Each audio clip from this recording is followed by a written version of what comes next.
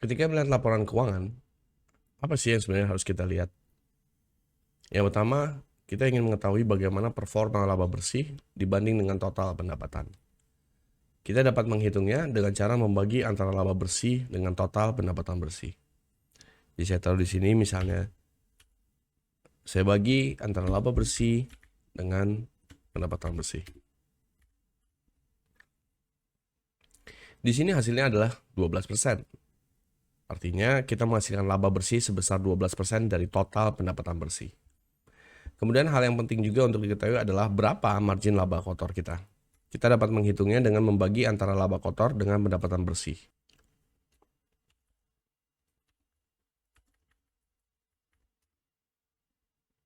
Dan di sini kita mendapatkan angka 41%. Angka ini akan berbeda antar bisnis. Misalnya saja bisnis di industri jasa. Jasa konsultan keuangan atau pengacara pasti memiliki margin laba kotor atau yang biasa disebut dengan gross margin, berbeda dengan jasa cuci mobil. Tapi misalnya walau gross marginnya kecil untuk jasa cuci mobil, tapi memiliki volume yang jauh lebih besar. Setelah itu kita juga ingin membandingkan laba operasional dengan cara membandingkan antara laba operasional dengan pendapatan bersih.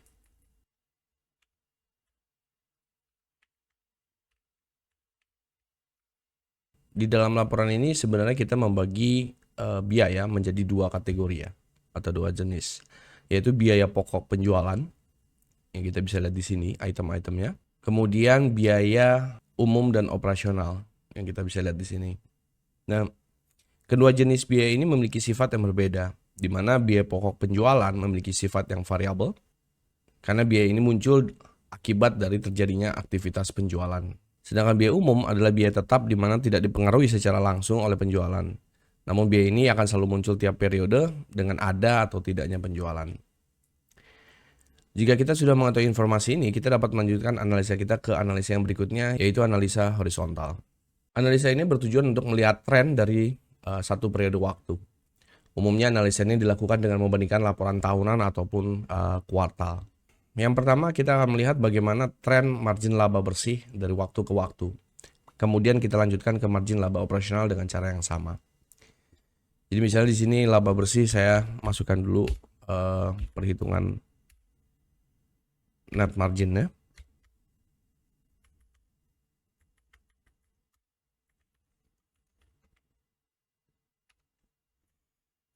Kemudian lanjut ke laba operasional ini.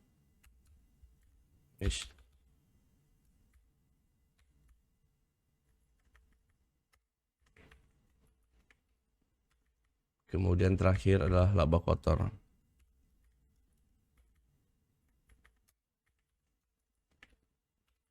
Nah, bisa kita lihat di sini laba kotor dari waktu ke waktu.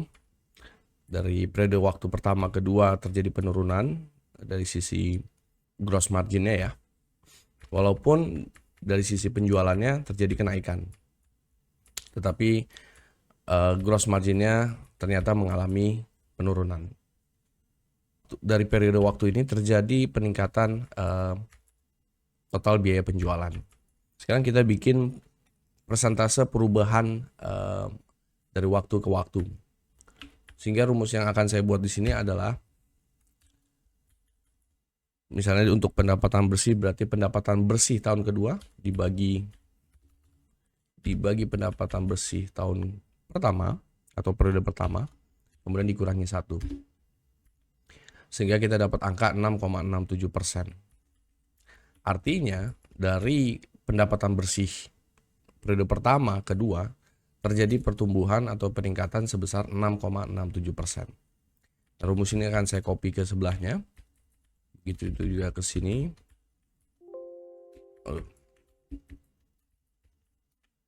Nah, untuk marginnya kita gunakan rumus yang berbeda, yaitu di sini tahun kedua dikurangi tahun pertama atau periode pertama.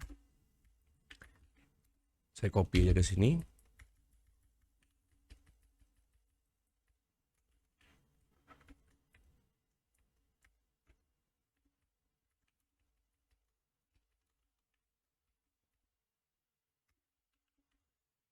Dan sehingga kita di sini bisa melihat pergerakan dari tahun ke tahun ya, terjadi pertumbuhan atau mungkin terjadi penurunan. bahwa walaupun terjadi pertumbuhan pendapatan atau penjualan dari periode waktu ke waktu berikutnya, ternyata walaupun gross margin mengalami penurunan, ternyata di operational margin malah meningkat. Jadi kebalikannya. Nah, ini dari kalau kita lihat dari angka biaya umum dan administrasinya di sini terjadi kenaikan. Tetapi di tahun ketiga operational margin masih lebih besar. Begitu juga setelah dikurangi dengan biaya depresiasi, laba bersih atau net profit marginnya ya. Jadi lebih besar dari tahun-tahun sebelumnya untuk tahun yang ketiga ini. Kemudian misalnya kita mau lihat bahwa dari tahun ke tahun terjadi perubahan biaya pemasaran.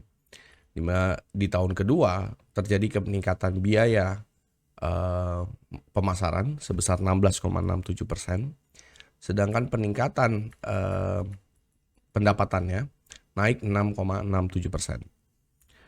Pada tahun ketiga kita naikkan lagi biaya pemasaran sebesar 42,86%, sedangkan pendapatan bersihnya hanya naik sebesar 18,7%.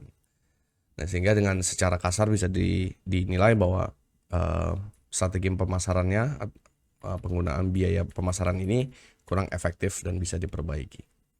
Nah, kira-kira begitu dalam membaca. Mudah-mudahan bermanfaat dan terima kasih.